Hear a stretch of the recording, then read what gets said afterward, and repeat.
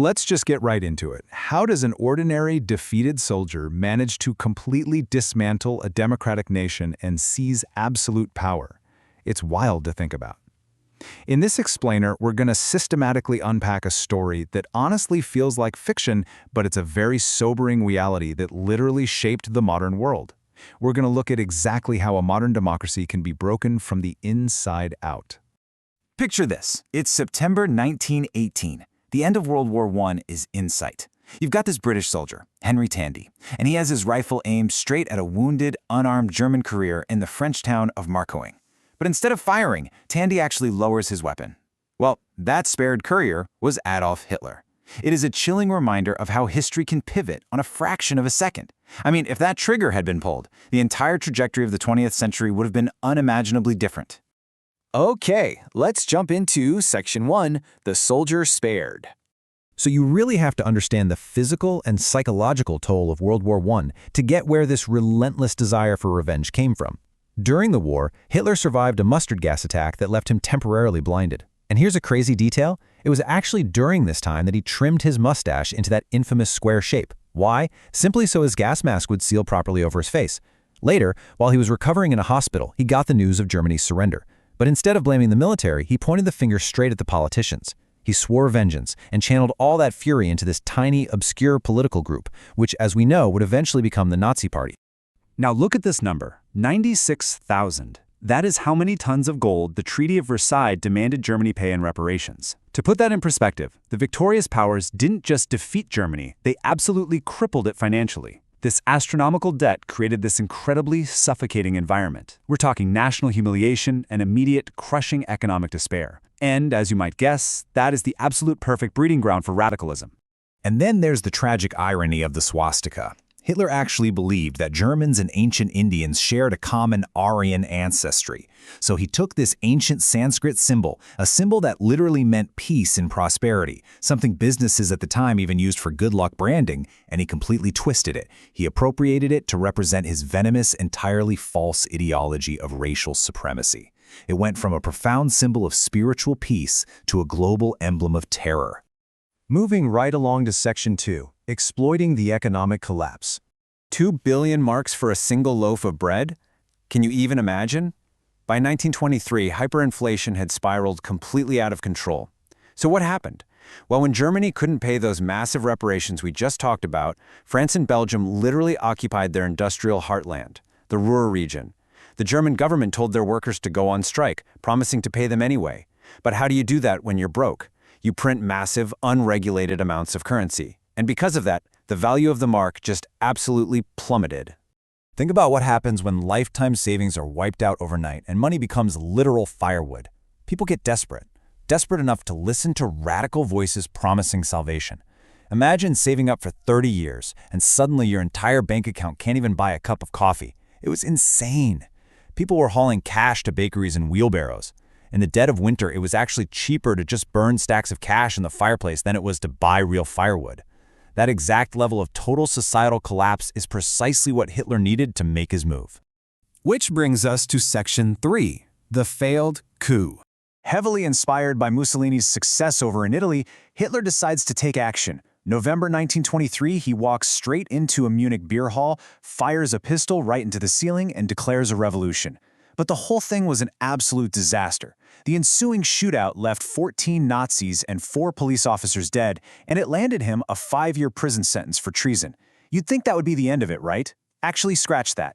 His highly publicized trial gave him this massive national megaphone to broadcast his radical views to the entire country. And during his imprisonment, which, by the way, was surprisingly comfortable and only lasted 9 months, he made a really crucial realization. Violence wasn't going to conquer Germany. No, he needed to manipulate the democratic election system from the inside. So, he dictated Mein Kampf. He laid out this terrifying, completely public blueprint for everything that was to come, expanding German territory, establishing a racial hierarchy, and scapegoating the Jewish population for literally every German failure. The warning signs weren't hidden. They were all printed right there on the page. Let's dive into Section 4, Propaganda and the Depression. You know, the absolute hypocrisy of this regime is just astounding when you really look at it. The Nazi propaganda machine aggressively pushed this narrative of a physically perfect ascetic leader, a guy who sacrificed his personal life, no marriage, no drinking, devoted only to Germany. The reality? He was hiding heavy drug use and a secret long-term relationship with Eva Braun. And get this, Joseph Goebbels, the main architect of this whole physical perfection narrative, actually suffered from a disability due to polio himself. It was all a completely manufactured facade. Goebbels literally believed that if you lie constantly and aggressively enough, that people will eventually believe it. Then, after a really brief period of economic stability funded mostly by U.S. loans, the 1929 Wall Street crash happens, and it just pulled the rug right out from under Germany all over again. By the 1930s, you've got 6.1 million Germans suddenly jobless. The electorate completely abandoned moderate parties. They were desperate for a savior, even a fake one.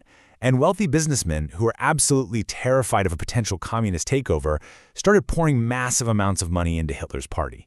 It supercharged his election campaigns at the exact perfect time. All right, Section 5, Seizing Absolute Power. This is where it gets really dark. So despite his party's surging popularity, Hitler still didn't actually win an outright majority. But in January 1933, conservative elites, guys like Franz von Papen, made a fatal backroom deal. They appointed him chancellor, mistakenly thinking, hey, we can control this guy, we can keep him on a leash. Boy, were they wrong. Within mere months, that leash was completely destroyed, and national crises were weaponized to unravel the entire democratic republic. Just look how fast this timeline escalates. It happened step by step. When the parliament building mysteriously burned down, he instantly weaponized the public panic. He blamed communist agitators right out of the gate and pushed through the Enabling Act, which, get this, allowed him to make laws without Parliament's approval at all. From there, he systematically dismantled the Republic. He outlawed opposing parties, crushed the trade unions, shut down opposition newspapers, and literally ordered the burning of any books that dared to question his regime. He tore down democracy in a matter of months. Let's move to Section 6, the Führer's Iron Grip. See, he didn't just stop at eliminating external enemies. He violently purged his own ranks. During the Night of the Long Knives, he murdered hundreds of his own early supporters because he now viewed them as threats.